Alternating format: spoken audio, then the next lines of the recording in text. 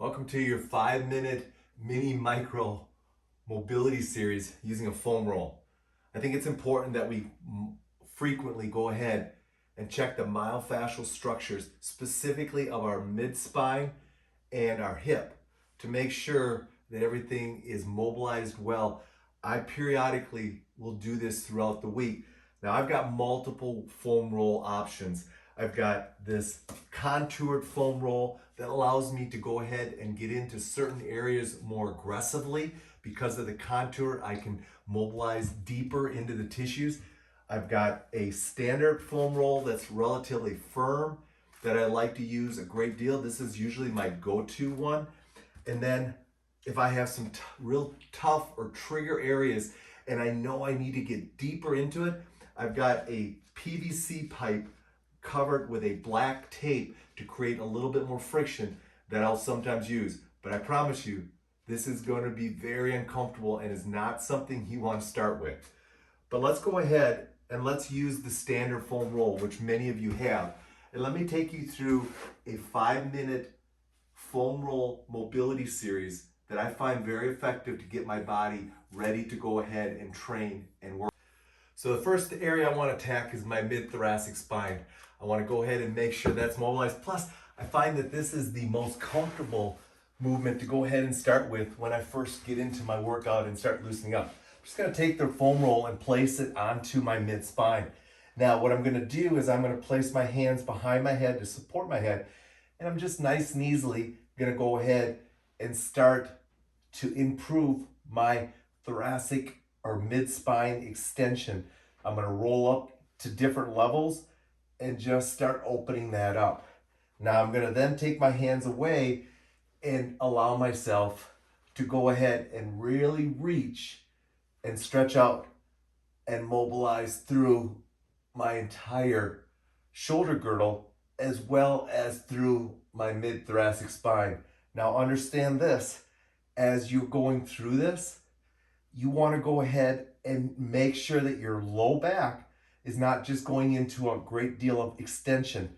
So keep your trunk relatively neutral while you're trying to reach and open up that shoulder girdle and mid-thoracic spine. If you want to drop your feet down and knees down, you can definitely do that. You can also go ahead and roll through that mid-spine. And if you find any areas that are uncomfortable, stop and just mobilize through them, or you can rock back and forth, but try to loosen up those soft tissues going through that mid-thoracic area. From there, I'm going to still mobilize my shoulders more aggressively by bringing the roll up here. And now what I'm going to do is I'm just going to use the roll to rock out and let my shoulders loosen up and mobilize. Part of the roll is to mobilize the soft tissues, but you can also use it to just mobilize the joints. And then I'm going to go into more of a single version where I'm going to roll with my left hand and reach with my right hand. It's kind of a fun way to go ahead and get that mid-thoracic spine, posterior shoulder, and shoulder flexion to start loosening up. At the halfway mark, I'll switch and do the same thing on this side. And I'm just reaching, mobilizing. I might stay there and stretch a little bit, but I'm just loosening up and lengthening out as far as I can. From there, just going to slide the roll back, and we're going to go ahead and attack our anterior thigh.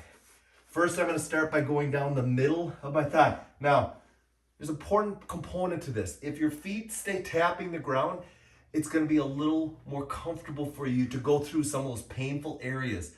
But if you can, you want to go ahead and get off the ground with your feet and put your entire weight of your thighs on the roll. You should be able to do that. Now, I'm going to roll through my mid-thigh, and then I'm going to rotate my body a little bit to get more of my lateral thigh, which is often my most restricted area.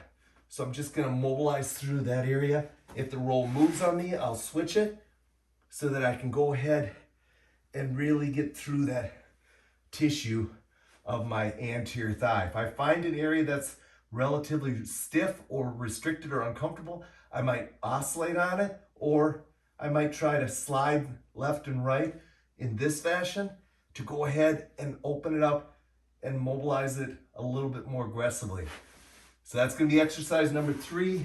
Exercise number 4, I'm going to do the same thing on this side. Once again, you'll notice my left leg and my feet are off the ground. My right side is typically a lot more mobile than my left side. So I can go through it relatively easy and really drive into those tissues to loosen them up. Again, if I find an area, I might slide back and forth. I might just oscillate over top of it. I could also turn. Feel free to discover or experiment with what works for you. The bottom line is, you should be able to roll through that thigh without a lot of discomfort.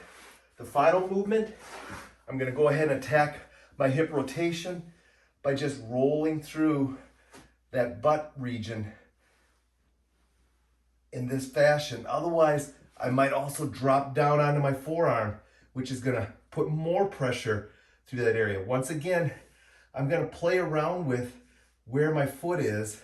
Try to go ahead and expose that piriformis and hip rotators a little bit more by getting that foot up and really opening that up. I'm going to go half the time on that side, half the time on this side. Once again, with all these mini mobility series, feel free to extend them out and spend more time. But hopefully what these will do is they'll allow you to discover areas that are restricted and allow you to then go ahead and target those areas more intensely during your mini micro mobility sequence.